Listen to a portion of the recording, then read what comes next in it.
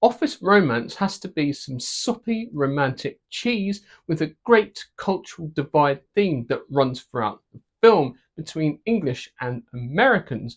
It has just the right amount of political correctness, contrasts brilliantly with an argument about the multiple usages of the word cunt, which English people will find hilarious and Americans will cringe. It has just the right amount of awkwardness and romantic comedy tropes with characters you'll actually like.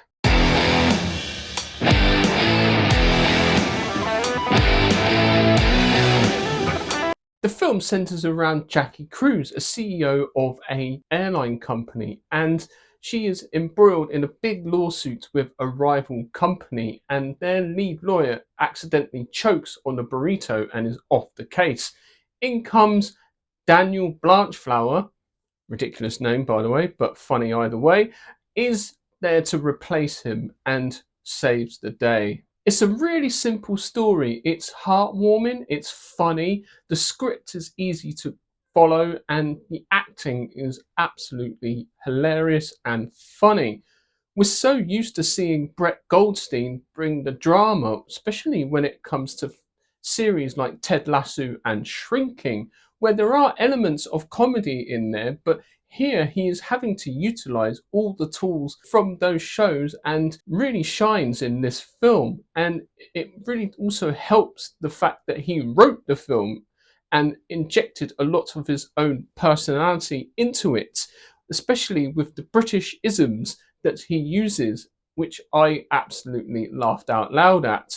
Americans may not understand, but for British people, it is just hilarious. Especially when he talks about certain aspects of British life, where he talks about the word all right as a greeting. He's not asking his receptionist if she's all right, he's literally just saying, all right.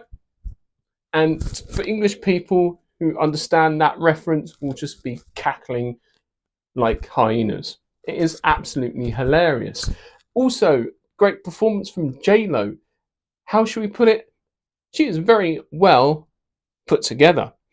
And she is a very different role for her as the rom-coms that she has done previously. She's sort of like all over the place and haven't got her life put together. But here she's a CEO and she has something to prove. That's the good thing about this film. Everyone has a point to prove, but from different angles and different aspects of their character. And so as you get to know the characters, also what's good is that they start to let their guard down. And it's quite realistic as well, because in life we actually do have a work personality and a home personality, and try not to mix the two together, because you have to have like a certain element of professionalism.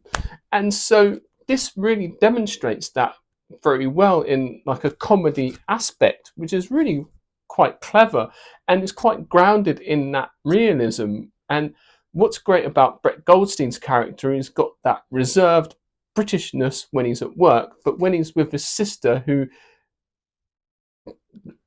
Jodie Whittaker, former doctor, out of nowhere props up, and he's very much himself. And so you can definitely see the differences there. And it is really great performances. There's great actors in this as well. Like I said, Jodie Whittaker, former doctor, Edward James Olmos, former commander of the Battlestar Galactica, and Bradley Whitford, former lawyer to the president in the West Wing. So it's got some great people around it. There's also a great reference to The Graduate at the end of the film, where Daniel Blanchflower, he comes in, saves the day, taps on the windscreen like Dustin Hoffman stopping the wedding, and it has that great sort of reference there. And I immediately was like, yeah, I know what that's from. And so they really do keep it simple. They understood the assignment, they knew what worked, they kept things simple. You know, you're in a workplace situation, you're dealing on a big case, you're going to be working closely together, you're going to draw up a spark there eventually. You're working in such close quarters, and yeah, it's going to happen. You're going to get together, and these characters, you root for them as well. They're really likable and charming and fun and entertaining to watch. So it keeps you gripped on the screen the whole time. So the beauty of this is also it is on Netflix, and you can watch it in the comfort of your own home and just chill out, and well, that's it. Yeah, simple as that, really. So yeah, definitely give this one a watch. It's a great palate cleanser, especially if you've been watching more serious films lately, and if you want just to sit back and enjoy and have a good time, this is definitely a film to watch. Let me know what your favourite romantic comedy film is, and what your favourite sort of J-Lo romantic comedy is also. What you'd like to see Brett Goldstein do next. So please remember to like and subscribe to my channel, and I shall see you in the next video.